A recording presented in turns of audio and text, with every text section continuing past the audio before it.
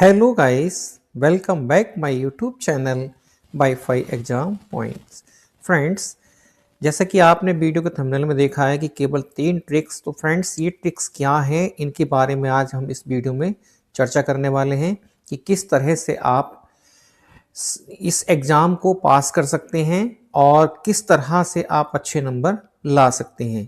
तो फ्रेंड्स, एक रणनीति बनानी होती है और रणनीति कैसे बनाई जाती है, इसी पर हम चर्चा करने वाले हैं।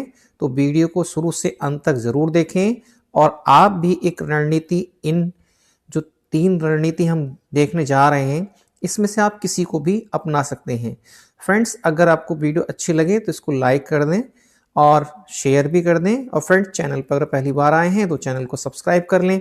चलिए देर न करते हुए शुरू करते हैं वीडियो को। फ्रेंड्स, सबसे पहले तो आपको देखना होगा कि इस एग्ज़ाम का पैटर्न क्या है। देखिए, पैटर्न पहले की अपेक्षा अब बहुत चेंज हो गया है और अब सीबीएसई बहुत डीपली तरीके से क्वेश्चंस पूछता है और पेपर 1 और पेपर 2 दोनों ही अलग अलग हैं और ज़्यादातर बच्चे पेपर 2 में अक्सर फेल हो जाते हैं। और उसका एक कारण है कि वो किस तरीके से फेल होते हैं, क्योंकि एसएसटी या मैथ्स या साइंस में बहुत अच्छे लेवल के क्वेश्चन मालूम करता है और हम नॉर्मली क्वेश्चन पढ़ करके जाते हैं, जबकि हमें कंसेप्ट याद करके जाना है। तो कंसेप्ट अगर क्लियर है आपका, तब तो आप उसका आंसर दे पाएंगे, अगर अदरवाइज आप आंसर उसका। और अब तो एसर्शन वाले जो क्वेश्चंस होते हैं, कथन वाले, वो पूछ रहा है और काफ़ी कह सकते हैं कठिन क्वेश्चन होते हैं। अगर आपको कंसेप्ट क्लियर है तो आप आंसर दे पाएंगे। तो चलिए देखिए एग्ज़ाम का पैटर्न क्या है दोस्तों।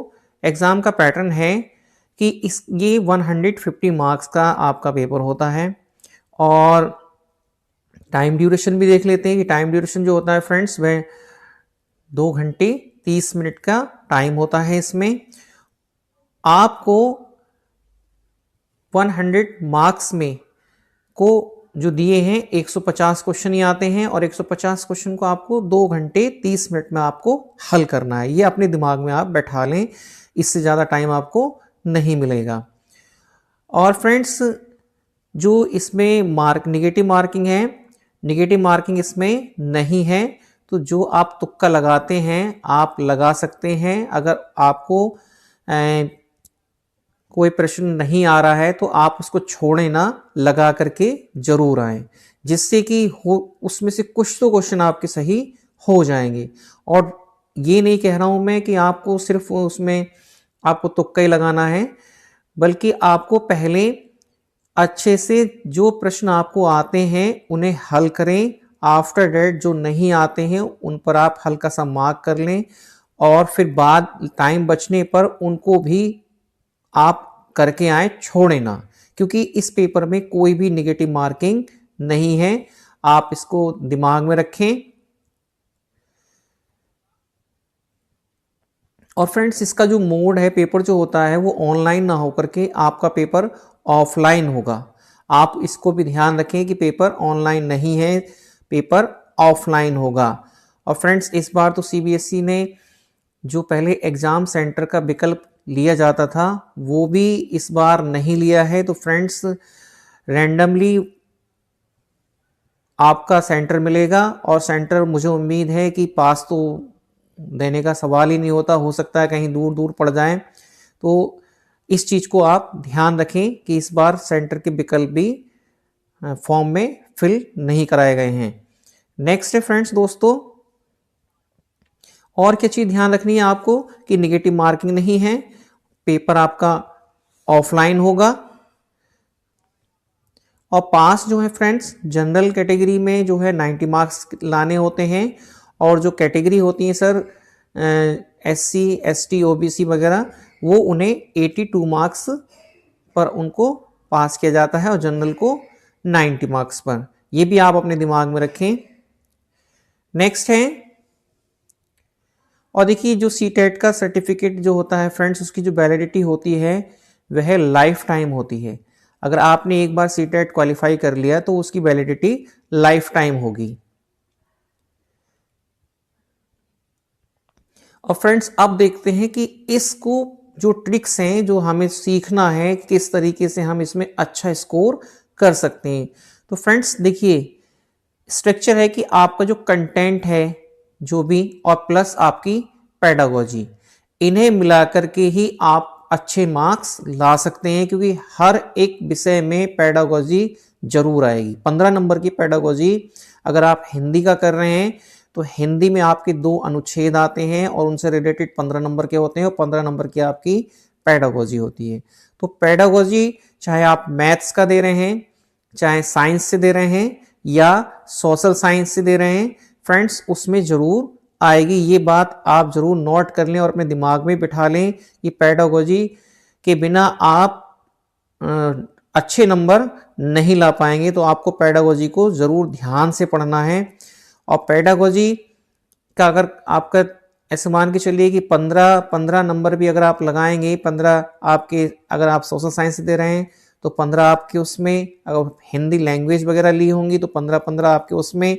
तो आप लगाइए कि कितने पेडागोजी के क्वेश्चन आपको सॉल्व करने हैं, और एक पेडागोजी एक स्कोरिंग फील्ड बन जाएगी आपकी। तो आप पेडागोजी को हल्के में ना लें। देख लेते हैं कि पेपर वन क्या है फ्रेंड्स। पेपर वन में जो आता है आपका, ये ध्यान रखें आप कि पेपर वन में सीडीपी आपकी 30 नंबर की, और ईबीएस मैथ्स है 30 नंबर का। फ्रेंड्स लैंग्वेज आपको फर्स्ट जो भी आप ले रहे हैं, हिंदी, इंग्लिश, और लैंग्वेज 2 में भी आप एक तो आपको लेनी है, और एक लैंग्वेज फर्स्ट और एक लैंग्वेज 2 लेनी है। तो आपने इनको दिमाग में रखें कि ये 30 नंबर के आपके 5 आपके फील्ड दिए हैं, सीडीपी, ईबीएस, मैथ्स और लैंग्वेज 1 और लैंग्वेज 2। और टोटल जो मार्क्स होगा फ्रेंड्स वो आपका 150 मार्क्स का पेपर 1 होगा। तो आप इन जो आपके टॉपिक हैं, या सॉरी कह सकते हैं जो इसमें सब्जेक्ट दिए हैं कि सीडीपी, ईबीएस, मैथ्स, लैंग्वेज 1 और लैंग्वेज 2, ये इसमें किसी को भी कोई छूट नहीं है। कभी आप सोचें कि मैं आर्ट फील्ड का हूं तो मेरे लिए मैथ्स नहीं देना होगा, लेकिन अगर आप पेपर 1 दे रहे हैं तो आपको मैथ्स करना ही होगा। नेक्स्ट है, देख लेते हैं पेपर 2 का क्या स्ट्रक्चर है फ्रेंड्स। पेपर 2 का स्ट्रक्चर है कि पेपर 2 में आपके 30 नंबर के सीडीपी, देखिए सीडीपी वहां भी अभी देखा आपने 30 नंबर की थी पेपर 1 में, और पेपर 2 में भी 30 नंबर की सीडीपी है। तो आप सीडीपी को हल्के में ना लेंगे, सीडीपी एक स्कोरिंग फील्ड हो जाएगा। और फ्रेंड्स एसएसटी, साइंस या मैथ्स, अगर आप एसएसटी से दे रहे हैं तो 60 क्वेश्चंस आपके एसएसटी के होंगे, साइंस से हैं तो साइंस के भी 60 होंगे, और मैथ्स से हैं आप तो अगर आप तो तब भी आपको 60 प्रश्न आपको देखने को मिलेंगे। फ्रेंड्स लैंग्वेज 1 में जो भी आपने लिए हिंदी, इंग्लिश, और लैंग्वेज 2 में आपने हिंदी, इंग्लिश, संस्कृत या उर्दू जो भी ली है आपने, उनके भी 30 नंबर के प्रश्न आएंगे। तो आप लगाइए कि 30, और इसमें पेडागोजी भी जुड़ी होगी, तो आपके लगभग मेरे हिसाब से 15 नंबर की अगर पेडागोजी लगाएं तो 60 नंबर की पेडागोजी आएगी। फ्रेंड्स लगाइए 60 में से अगर आपके 50 या 55 आप नंबर ले आते हैं तो आपको कितना कम स्कोर दूसरे सब्जेक्ट में लाना होगा। एसएसटी, साइंस या मैथ्स में बहुत अच्छे लेवल के प्रश्न पूछे जाते हैं, तो आप तैयारी अच्छे से करके जाएं। अब आपको ये ट्रिक्स पता चल गई होगी कि हमें किस तरह से कौन सी ट्रिक्स को अप्लाई करना है, और जिससे हम अपने एग्जाम में अच्छा स्कोर ला सकें। फ्रेंड्स तो ये थी कुछ महत्वपूर्ण बातें इस एग्जाम से रिलेटेड। आपको वीडियो कैसी लगी कमेंट में जरूर बताएं।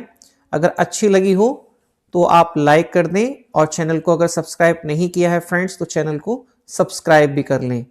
मिलते हैं आपसे एक नई वीडियो में जो कि हमारे इसी एग्जाम से रिलेटेड होगी। तो चलिए मिलते हैं फ्रेंड्स। Thanks for watching. जय हिंद, जय भारत।